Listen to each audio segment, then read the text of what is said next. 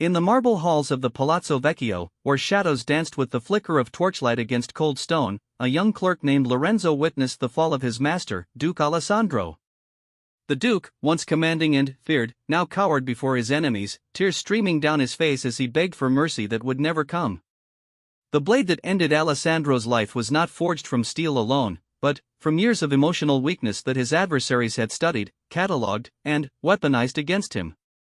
This scene, repeated countless times throughout the Italian city-states of the Renaissance, crystallized in the mind of one observer who would reshape humanity's understanding of power itself. Niccolò Machiavelli, watching from the periphery of political machinations, began to discern a pattern that would become the foundation of his most profound insight. Those who rule their emotions rule the world, while those enslaved by their feelings inevitably become slaves to others. The traditional narrative of Machiavelli focuses on his advocacy for cunning and ruthlessness, but this superficial reading misses the deeper psychological architecture underlying his philosophy. At its core, Machiavellianism is not about cruelty for its own sake, but about the systematic cultivation of emotional detachment as the ultimate source of unassailable power. The prince who masters his inner kingdom becomes unconquerable in the outer world, not through the strength of his armies, but through the invulnerability of his psychological fortress. Consider the moment when Cesare Borgia, Machiavelli's model of effective leadership, discovered that his trusted lieutenant had been secretly negotiating with his enemies. A lesser man would have flown into rage, making hasty decisions that would reveal his hand and compromise his position. Borgia instead smiled warmly at his betrayer, embraced him as a brother, and continued their conversation about military strategy. Only later, when the timing served his purposes perfectly, did the treacherous lieutenant meet his end, not in a moment of passionate vengeance, but as a calculated move in a larger game. The execution was not an emotional release but a strategic necessity, carried out with the same detached precision one might use to remove a piece from a chessboard. This anecdote illuminates the first principle of Machiavellian emotional control, the complete separation of feeling from action. Emotions, Machiavelli understood, are information, valuable intelligence about our environment and relationships, but they must never be permitted to dictate our responses. The man who allows anger to guide his hand has already surrendered his agency to external forces. The leader who acts from love or hate rather than calculation has made himself predictable, and predictability in politics is synonymous with vulnerability. The process of achieving this separation requires what Machiavelli termed the discipline of the double self. Every individual, he observed, possesses two natures, the natural self, driven by instinct and emotion, and the constructed self, built through conscious effort and rational design. The natural self seeks immediate gratification, responds reflexively to threats and opportunities, and operates according to the same basic patterns that govern all human behavior. The constructed self, by contrast, operates according to principles chosen through deliberate reflection, maintains consistency of purpose across changing circumstances, and treats its own emotional responses as objects of study rather than commands to be obeyed. Most people live their entire lives as prisoners of their natural selves, believing that their immediate emotional reactions represent their true nature. They wear their hearts on their sleeves, mistake intensity of feeling for depth of character, and wonder why they find themselves constantly outmaneuvered by those who seem less passionate but more effective. They have never learned the fundamental truth that emotional authenticity and strategic effectiveness exist in inverse proportion to each other. The constructed self, however, requires continuous cultivation through practices that strengthen rational control over emotional impulses.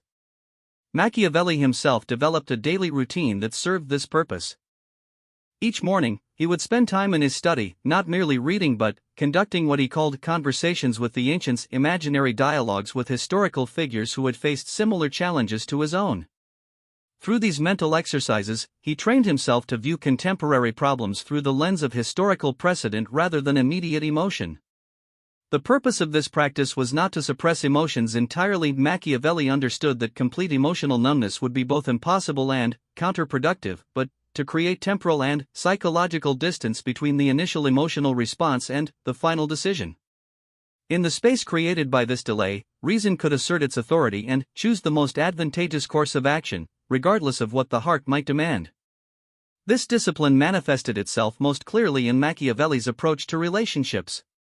He maintained an extensive network of correspondence throughout Italy and beyond, writing letters that demonstrated perfect understanding of each recipient's personality, interests, and motivations. Yet his private journals reveal a man who viewed these relationships with clinical detachment, analyzing each interaction for strategic value while maintaining the emotional distance necessary for objective judgment. When his dear friend and patron, Piero Soderini, was overthrown in a political coup, Machiavelli immediately shifted his allegiance to the new regime, not out of opportunism, but out of recognition that loyalty to fallen leaders serves no practical purpose. His letters to Soderini's enemies demonstrated the same warmth and enthusiasm he had previously shown to Soderini himself, while his private writings revealed neither guilt about this apparent betrayal nor satisfaction at his former patron's downfall. He had simply adjusted his position according to new circumstances, as a sailor adjusts his sails to changing winds. This capacity for emotional recalibration represents perhaps the most challenging aspect of Machiavellian discipline. It requires not just the ability to control immediate reactions, but the deeper skill of reframing relationships themselves according to utility rather than sentiment. The ordinary person forms attachments based on shared experiences, mutual affection, or moral admiration, then struggles to maintain objectivity when those relationships become strategically disadvantageous. The Machiavellian personality forms relationships based on complementary interests and maintains them only as long as they serve mutual benefit, experiencing neither the ecstasy of romantic attachment nor the agony of inevitable disappointment. Yet this detachment should not be confused with cynicism or nihilism. Machiavelli was neither a misanthrope who believed all human relationships were meaningless nor a sociopath incapable of genuine feeling. His correspondence with his family and closest friends reveals a man capable of warmth, humor, and even tenderness. The difference lay in his ability to compartmentalize these genuine emotions, preventing them from compromising his judgment in matters of consequence.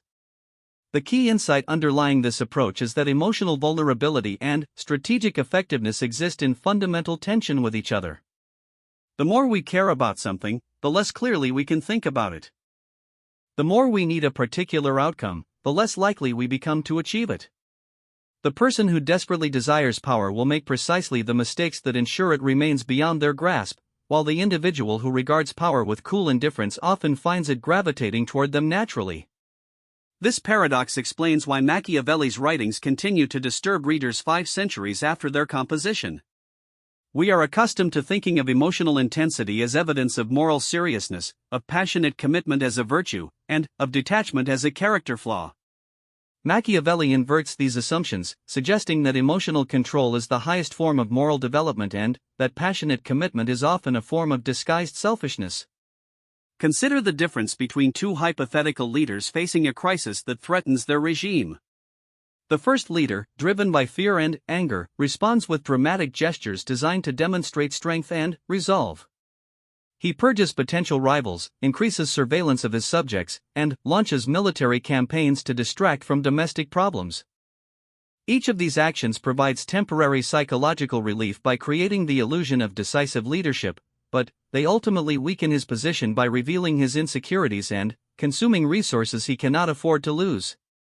The second leader, observing the same crisis through the lens of emotional detachment, recognizes that dramatic responses often create more problems than they solve. Instead of acting to relieve his own anxiety, he focuses exclusively on measures that will actually improve his strategic position. He may quietly eliminate specific threats while publicly projecting confidence and stability. He conserves resources for genuinely crucial moments while allowing minor provocations to pass unnoticed. Most importantly, he makes each decision based on its likely consequences rather than its emotional satisfactions. The difference between these two approaches is not merely tactical but philosophical.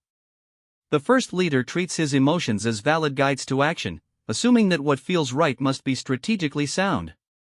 The second leader treats his emotions as weather patterns to be observed and predicted but never allowed to determine his course. He has achieved what Machiavelli considered the ultimate form of self-mastery, the ability to experience feelings fully while remaining free to act contrary to their dictates.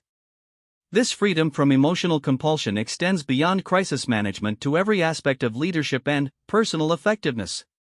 The business executive who can fire loyal subordinates when economic conditions require it, the diplomat who can betray today's ally to secure tomorrow's advantage, the parent who can withhold affection to encourage better behavior. Each demonstrates the kind of emotional discipline that Machiavelli identified as the hallmark of superior capability. The development of such discipline requires systematic practice in what might be called emotional cross-training. Just as physical athletes develop strength by working against resistance, psychological athletes develop emotional control by deliberately placing themselves in situations that challenge their reflexive responses. Machiavelli recommended that aspiring leaders regularly practice activities that required them to act contrary to their immediate inclinations, maintaining perfect courtesy with people they disliked, concealing excitement when receiving good news, showing no reaction to insults or praise, and making decisions based purely on logical analysis even when their hearts urged different choices.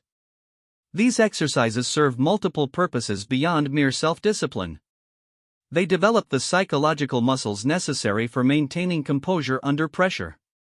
They create familiarity with the experience of feeling one thing while doing another, reducing the internal conflict that might otherwise compromise performance. Most importantly, they establish the fundamental truth that emotions are temporary phenomena with no inherent authority over our actions.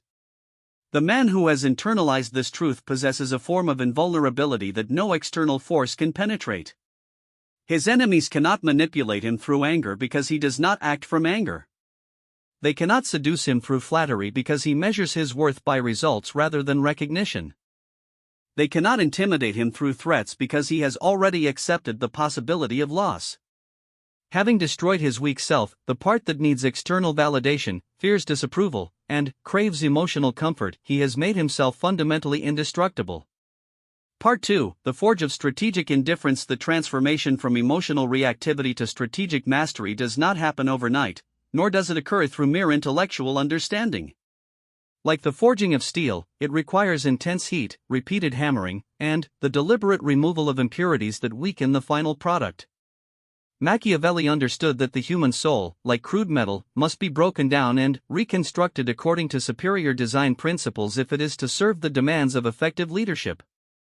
In the summer of 1512, when the Medici family returned to power in Florence and Machiavelli found himself stripped of position, imprisoned, and tortured on suspicion of conspiracy, he faced a choice that would define the remainder of his life. He could respond as most men would, with bitterness toward his captors, despair at his circumstances, and desperate attempts to regain favor through whatever means presented themselves. Instead, he used his imprisonment as a laboratory for testing the principles of emotional detachment he had been developing throughout his political career. His letters from this period reveal a man who had achieved an almost supernatural degree of psychological distance from his own suffering. He wrote to his friends with humor about his interrogation under torture, describing the experience as if it had happened to someone else. He analyzed his captors' motivations with clinical precision, understanding their actions as necessary political theater rather than personal vendetta. Most remarkably, he began planning his return to influence not through revenge against those who had wronged him, but through the systematic cultivation of usefulness to those who had displaced him. This response illustrates the second phase of Machiavellian emotional development, the transformation of personal setbacks into strategic intelligence. Where the ordinary person experiences defeat as a negation of their worth and value, the emotionally disciplined individual treats every reversal of fortune as valuable data about the nature of power and the behavior of those who wield it. Pain becomes education, humiliation becomes insight, and loss becomes preparation for future advantage. The process requires what Machiavelli termed the practice of useful suffering. Rather than avoiding difficult experiences or minimizing their impact through self-deception, the developing leader seeks out challenges that will test and strengthen their emotional resilience. They volunteer for assignments that others find unpleasant, accept criticism without defensiveness, and place themselves in situations where their natural inclinations will be frustrated by circumstances beyond their control. Francesco Guicciardini, Machiavelli's contemporary and frequent correspondent, observed this practice in action during their collaborative work on various diplomatic missions. Machiavelli would often propose negotiating strategies that required him to endure personal insults, accept blame for others' failures, or advocate for positions he privately opposed. When Guicciardini questioned the wisdom of such self-inflicted discomfort, Machiavelli explained that comfort was the enemy of competence, and that leaders who avoided unpleasant experiences inevitably found themselves unprepared for the genuine crises that would eventually test their capabilities. This principle extends beyond individual psychology to encompass what Machiavelli saw as the fundamental structure of political reality. Those who rise to positions of authority through popular appeal, personal charisma, or inherited privilege often lack the emotional toughness necessary to make truly difficult decisions. Having never been forced to choose between competing goods or navigate situations with no satisfactory solutions, they retain the psychological makeup of private citizens even while occupying public offices. When circumstances demand actions that will make them unpopular, cause pain to innocent people, or require the sacrifice of personal relationships for the greater good, they hesitate, compromise, or delegate the responsibility to others, thereby ensuring that necessary actions are either not taken at all or taken too late to be effective. The emotionally disciplined leader, by contrast, has systematically eliminated the psychological barriers that prevent decisive action. Through repeated exposure to moral ambiguity and ethical complexity, they have developed what might be called strategic callousness, the ability to inflict necessary harm without being paralyzed by empathy or guilt. This callousness is not cruelty for its own sake but, rather, the controlled application of force in service of larger objectives. Consider Machiavelli's analysis of Cesare Borgia's conquest of the Romagna, a region plagued by decades of misrule under feuding local lords. Borgia's solution was to appoint Ramiro di Orco, a man of notorious cruelty, as his lieutenant with unlimited authority to restore order through whatever means necessary. Di Orco proceeded to eliminate the existing power structure with ruthless efficiency, executing corrupt officials, dispersing private armies, and establishing a regime of terror that quickly brought the region under control. Once order was established, however, Borgia publicly executed Di Orco himself, displaying the dismembered body in the town square as a demonstration of justice and a warning to potential troublemakers. From a conventional moral perspective, this sequence of events appears simply monstrous, the cynical use of a cruel subordinate followed by his murder to satisfy public opinion. But Machiavelli saw something different, a masterpiece of strategic thinking that achieved maximum benefit with minimum long-term cost.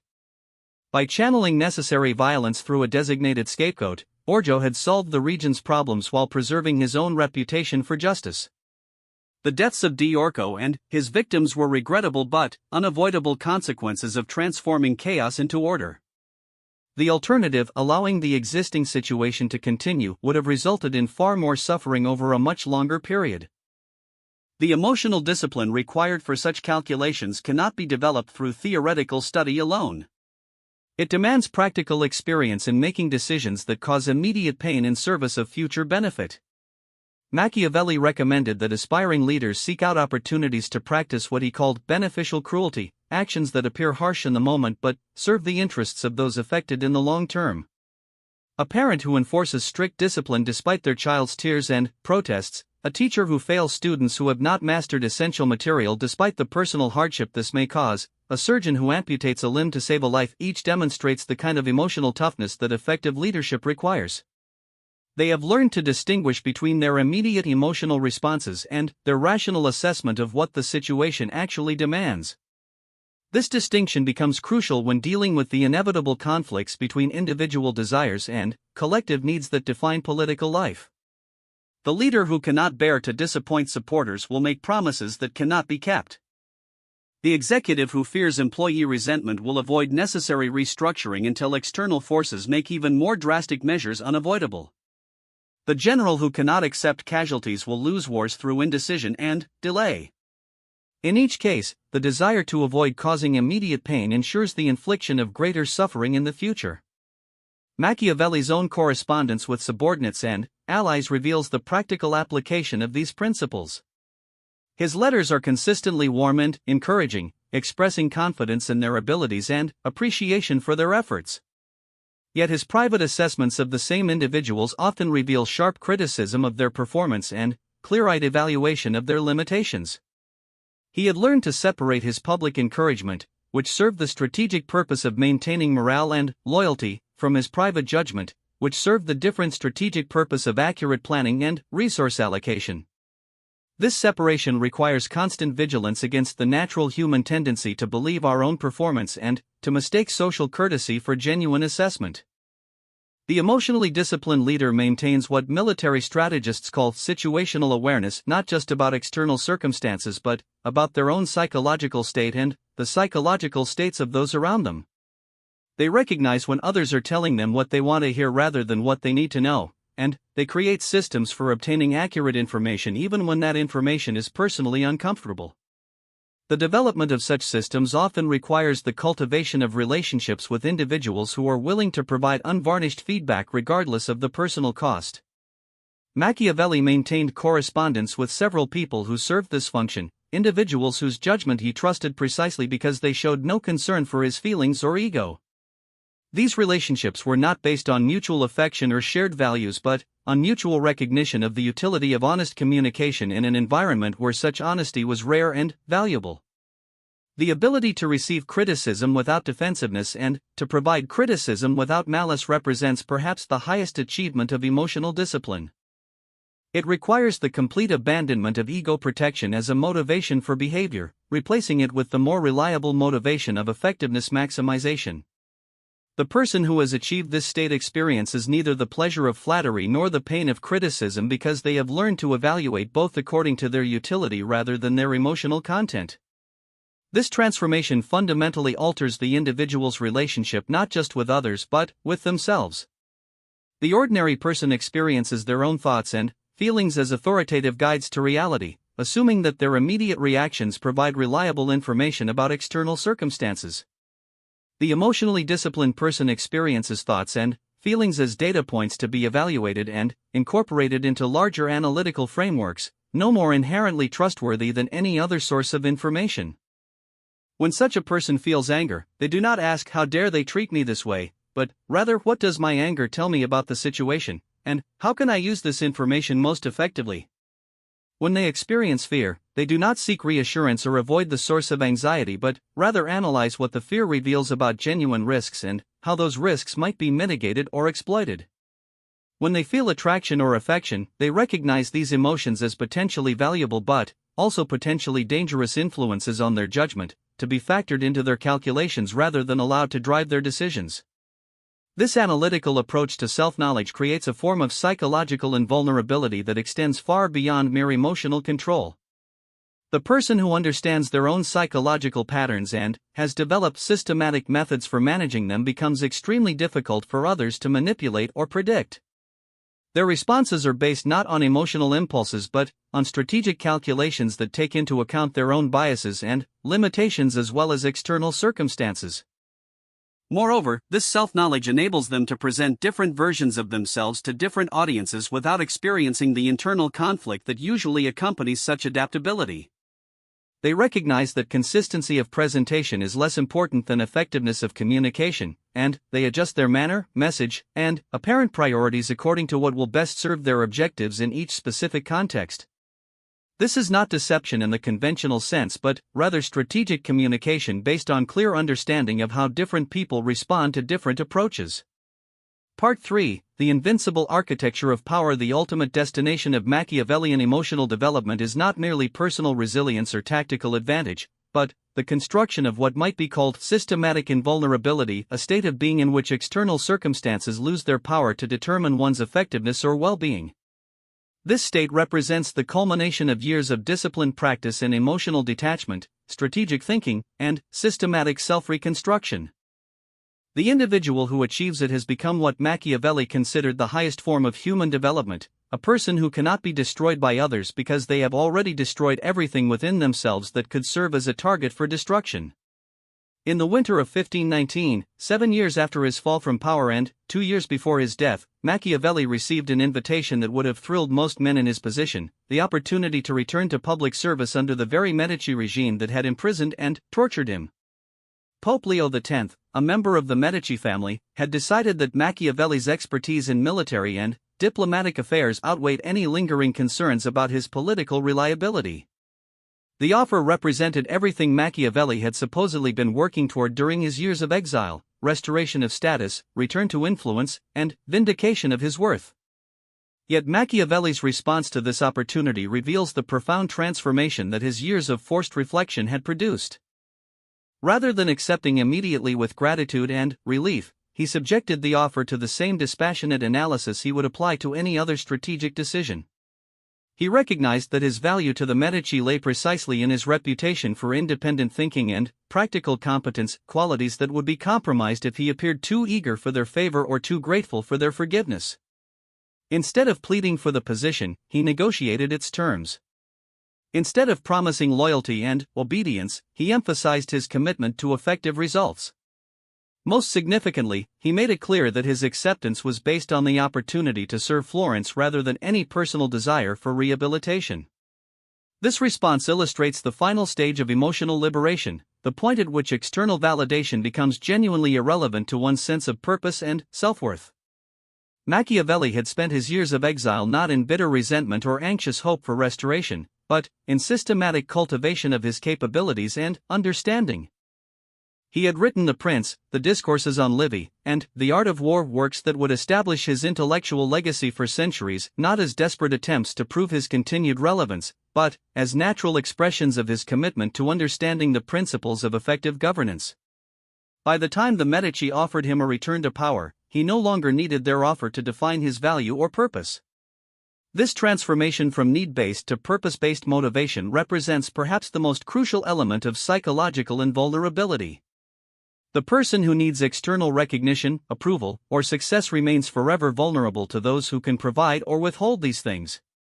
Their decision-making is inevitably compromised by considerations of how others will react, what others will think, and what others might do in response. They become, in effect, puppets whose strings are pulled by anyone capable of threatening their access to the things they believe they cannot live without. The person who has transcended such needs operates from a fundamentally different psychological foundation. Their actions are guided by internal principles and long-term objectives rather than by fear of loss or desire for gain. They can afford to make unpopular decisions because they do not require popularity for their sense of self-worth. They can risk failure because they do not define themselves by their successes. Most importantly, they can engage with power structures without being corrupted by them because they approach power as a tool for achieving objectives rather than as a source of personal validation. This distinction becomes particularly important when dealing with what Machiavelli identified as the fundamental challenge of leadership, the necessity of making decisions that serve the collective good even when they conflict with personal interests or popular opinion.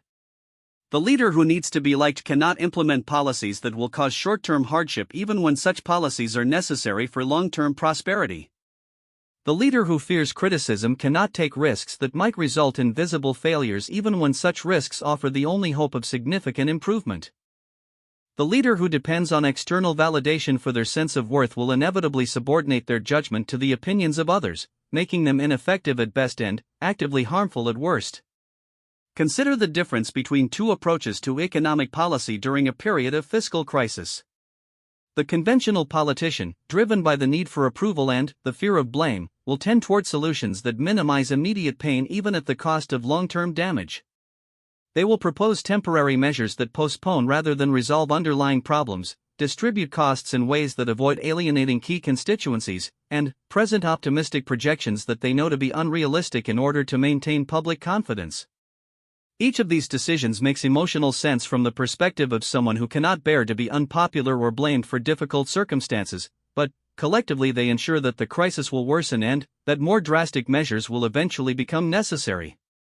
The emotionally liberated leader, by contrast, focuses exclusively on identifying and implementing solutions that will actually work, regardless of their political costs.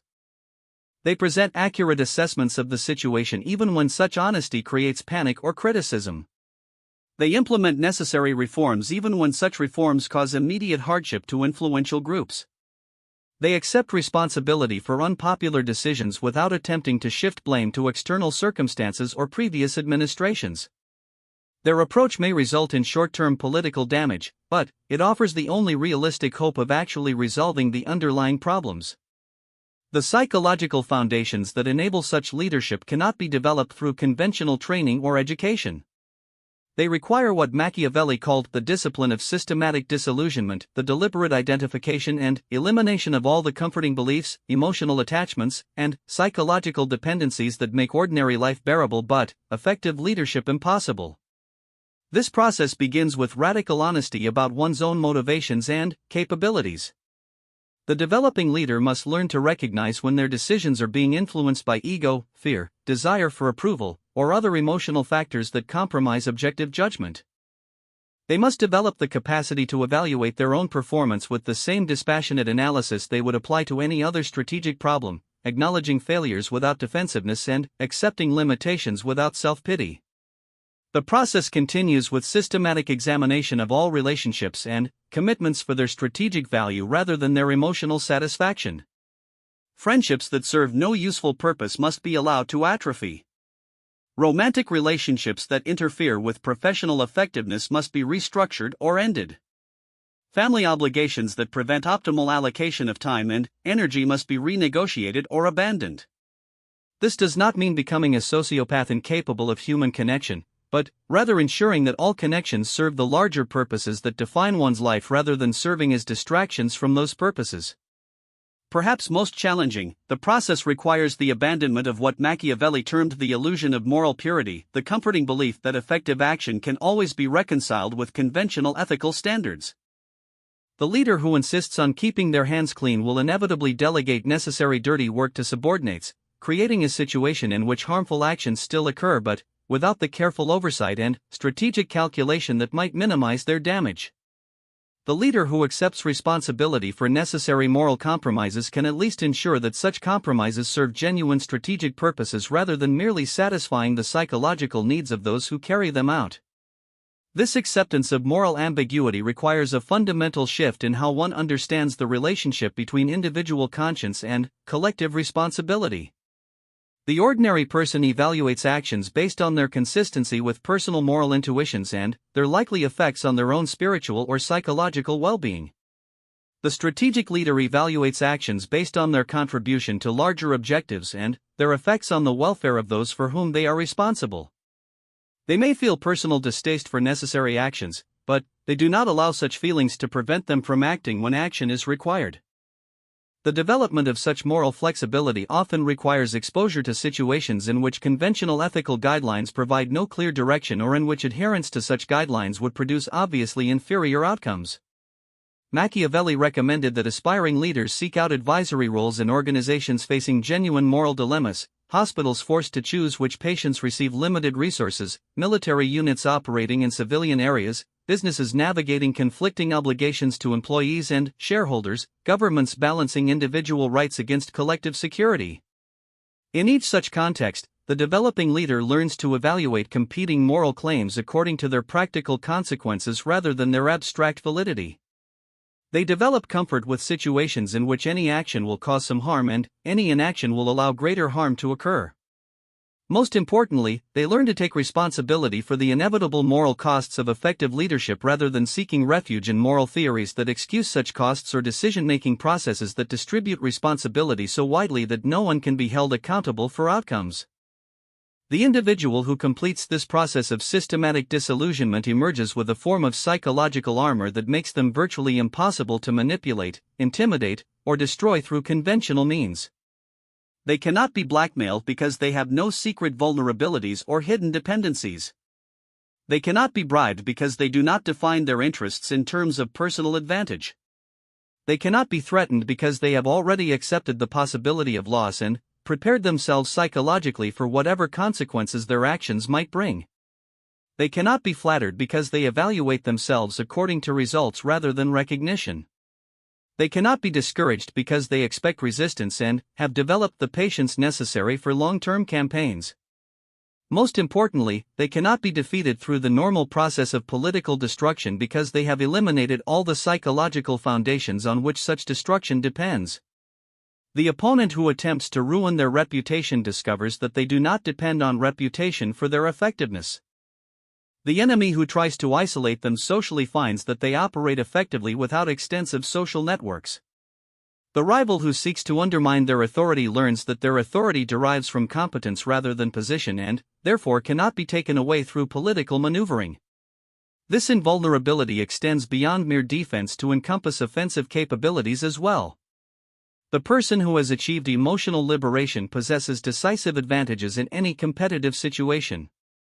They can wait longer than opponents driven by immediate needs. They can endure setbacks that would discourage those who depend on continuous success for motivation. They can maintain strategic focus over extended periods without being distracted by temporary opportunities or discouraged by temporary failures. They can form alliances based purely on strategic advantage without the emotional complications that typically interfere with effective partnerships. Perhaps most significantly, they can adapt to changing circumstances with a speed and completeness that leaves more emotionally attached opponents struggling to keep pace. Having no psychological investment in particular strategies, relationships, or identities, they can abandon unsuccessful approaches and embrace new opportunities without the internal resistance that typically accompanies major changes in direction. They become what military strategists call tactically flexible and strategically coherent, capable of adjusting their methods indefinitely while maintaining unwavering commitment to their ultimate objectives. The cultivation of such capabilities requires not just individual discipline but systematic lifestyle design. The emotionally liberated leader structures their daily routine, physical environment, and social relationships to support rather than undermine their psychological development. They avoid situations that encourage emotional indulgence or strategic complacency. They seek out challenges that test and strengthen their capabilities. They surround themselves with people who provide useful feedback rather than comfortable reassurance. They organize their affairs to minimize dependencies on factors beyond their control while maximizing their ability to influence outcomes through their own actions. This lifestyle design extends to their relationship with material possessions, social status, and conventional markers of success. Rather than accumulating wealth, prestige, or comfort for their own sake, they maintain only those advantages that directly serve their strategic purposes. They live modestly not from ascetic principles but from recognition that luxury creates dependencies and that dependencies create vulnerabilities. They pursue social status only when such status enhances their effectiveness, and they abandon it without regret when circumstances change. The result of this comprehensive approach to personal development is the emergence of what Machiavelli considered the highest form of human achievement: the individual who has become strategically invulnerable through systematic elimination of psychological weakness. Such a person cannot be destroyed by others because they have already destroyed, or rather, transcended everything within themselves that could serve as a target for destruction. They have achieved the ultimate paradox of power. By caring about nothing that can be taken away, they become impossible to defeat. By needing nothing that others can provide, they become impossible to control. By fearing no loss that others can inflict, they become impossible to intimidate. This state represents not the absence of humanity but its highest development, the transformation of natural human impulses through disciplined cultivation into capabilities that serve purposes larger than personal satisfaction or survival. The emotionally liberated leader retains the capacity for feeling, connection, and even joy, but these experiences no longer drive their decisions or define their identity. They have achieved what the ancient Stoics called ataraxia, a state of unperturbable calm that enables maximum effectiveness in the service of chosen objectives. Yet this achievement comes at a cost that few are willing or able to pay. The process of systematic disillusionment requires the abandonment of most of the beliefs and attachments that make ordinary life meaningful. The individual who completes this process may find themselves isolated from those who still operate according to conventional emotional patterns, understood by few and genuinely close to fewer still. They may achieve great effectiveness in their chosen fields while experiencing a form of existential solitude that their more emotionally driven contemporaries cannot fathom. Machiavelli himself embodied this paradox. His writings demonstrate profound understanding of human nature and deep concern for the welfare of political communities, yet his personal relationships were marked by a certain emotional distance that even his closest friends commented upon. He could analyze the dynamics of power with unmatched precision precisely because he had eliminated the emotional investments that typically distort such analysis. He could provide guidance for effective leadership because he had transcended the psychological limitations that prevent most people from implementing such guidance. The question that each potential leader must answer is whether the benefits of such transcendence justify its costs. For most people, the answer is clearly negative. The preservation of emotional connection, moral certainty, and psychological comfort represents a reasonable trade-off for reduced effectiveness in competitive situations. They prefer to remain vulnerable rather than pay the price of invulnerability. But, For those few who feel called to positions of genuine responsibility, who understand that effective leadership requires capabilities that normal human psychology cannot provide, Machiavelli's path remains as relevant today as it was 5 centuries ago. The techniques may require adaptation to contemporary circumstances, and the specific challenges may have evolved with changes in technology and social organization, but the fundamental requirements remain unchanged: the systematic cultivation of emotional detachment, strategic thinking, and psychological invulnerability in service of objectives larger than personal satisfaction.